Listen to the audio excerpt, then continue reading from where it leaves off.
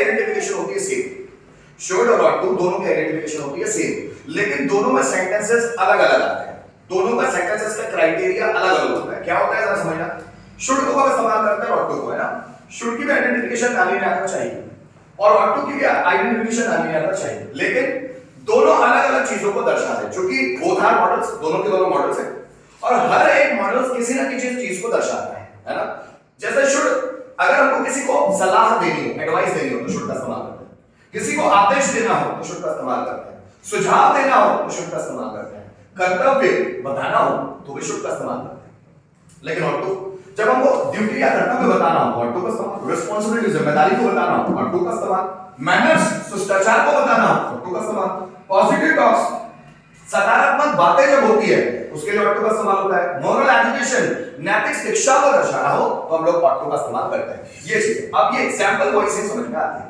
जैसे तुम्हें इंग्लिश सीखना चाहिए, it is my advice for you, तुम्हें इंग्लिश सीखना चाहिए because English has become so demandable now. अभी तुम्हें इंग्लिश सीखना चाहिए क्योंकि फ्यूचर में उसका बहुत काम होने वाला है, तुम्हें इंग्लिश सीखना चाहिए, एडवाइस, तुम्हें इंग्लिश सीखना चाहिए, फ्यूचर में भूखे मरोगे नहीं तो आदेश, हमें गरीबों की मदद करनी चाहिए, सुझाव हो सकता है, इसमें भी आ सकता है, इसमें भी सुझाव ही है ना, तुम्हें लोगों के साथ तमीज से पेश आना चाहिए, सुझाव, सुझाव का मतलब होता है मानना है मानो, नहीं मानना है मत मानो, तुम्हारी मर्जी।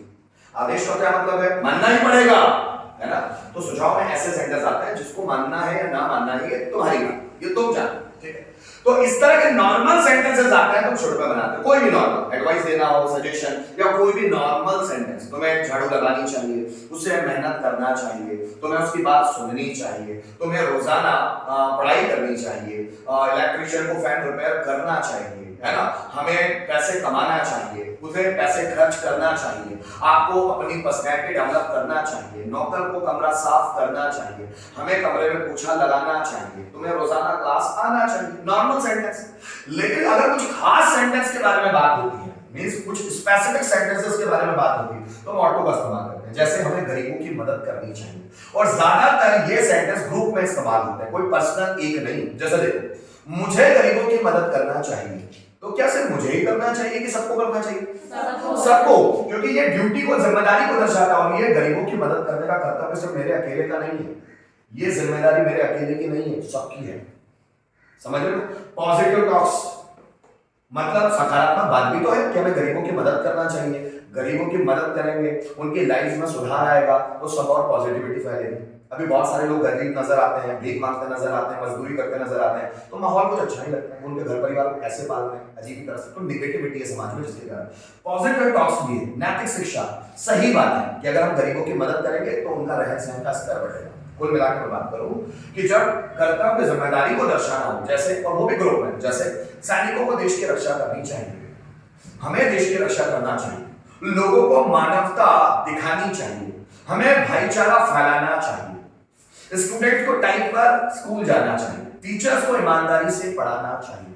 जब भी हम लोग कर्तव्य या जिम्मेदारी की बात करती है, टीचर्स की जिम्मेदारी है कि उनको ईमानदारी से पढ़ाना चाहिए, स्टूडेंट्स की जिम्मेदारी है कि उनको स्कूल टाइम से जाना चाहिए, सैनिकों की जिम्मेदारी है, कर्तव्य है उनका कि उनको देश की रक्षा करनी चाहिए, भारतीयों को राष्ट्रध्वज को सैल्यूट करना चाहिए, ये भारतीयों का कर्तव्य है कि उनको राष्ट्रध्वज, जो उनके देश का झंडा है, उसको सैल्यूट करना चाहिए। जैसे हमें सभी से विनम्रता से बात करनी चाहिए, ये हमारी ड्यूटी है समाज के प्रति। अगर हर एक व्यक्ति किसी भी तरह रूडनेस से बात करने लग जाए, रूडली बात करने लग जाए, तो किस तरह का स्तर होगा समाज का।